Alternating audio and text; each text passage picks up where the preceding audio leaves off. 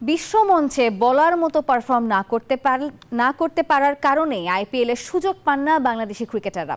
এমনটাই বলছেন বিসিবি পরিচালক নাজমুল আবেদীন ফাহিম। আর আন্তর্জাতিক ক্রিকেটে ব্যাটারদের আত্মবিশ্বাসের অভাবেই রান পাচ্ছেন না টাইগার ব্যাটাররা, এমন মন্তব্য তার। টেস্ট, ওয়ানডে কিংবা টি-20 কোনো ফরম্যাটেই ব্যাটাররা পারফর্ম করতে পারছেন না। বোলাররা ম্যাচ জয়ের উপলক্ষ তৈরি করে দিলেও ব্যাটারদের ব্যর্থতায় হারতে হচ্ছে বাংলাদেশকে। কেন এমন হাল টাইগার ক্রিকেটারদের? কেনই বা ব্যাটসম্যানরা সেরা ক্রিকেটটা খেলতে পারছেন না আন্তর্জাতিক মঞ্চে? এমন প্রশ্নের উত্তরে নাজমুল আবেদীন ফাহিম বলেন, আত্মবিশ্বাসের অভাবে ভুগছেন বাংলাদেশের ব্যাটাররা। বিশেষ করে টপ অর্ডারে যথেষ্ট টেন্স থাকতে দেখি আমাদের ব্যাটারদের, সেখানে সিদ্ধান্তহীনতায় তারা ভোগে। কিভাবে তারা অ্যাপ্রোচ করবে একটা পার্টিকুলার অ্যাটাককে, সেই ব্যাপারে তাদের দ্বিধায় ভোগে।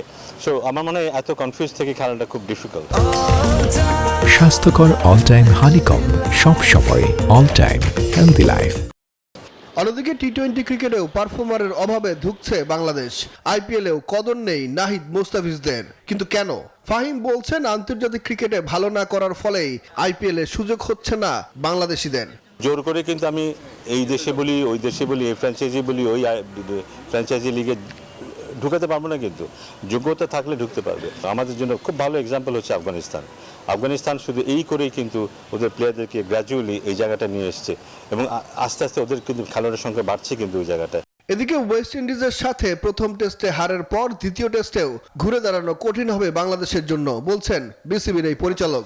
আমাদেরকে অনেক কষ্ট করে ফিরে আসতে হবে, বাট ভালো কথা হচ্ছে যে আমাদের পেস বলাররা ভালো বল করে বা ভালো করে, নতুন বলতে খুবই ভালো বল করে, উইকেটে সাহায্য থাকলে খুব ভালো বল করে, সেইটাই আমাদের ভরসার জায়গা। আগামী 30 নভেম্বর ওয়েস্ট ইন্ডিজের সাথে দ্বিতীয় টেস্টে মাঠে নামবে বাংলাদেশ। সুখন সরকার, নিউজ 24, ঢাকা।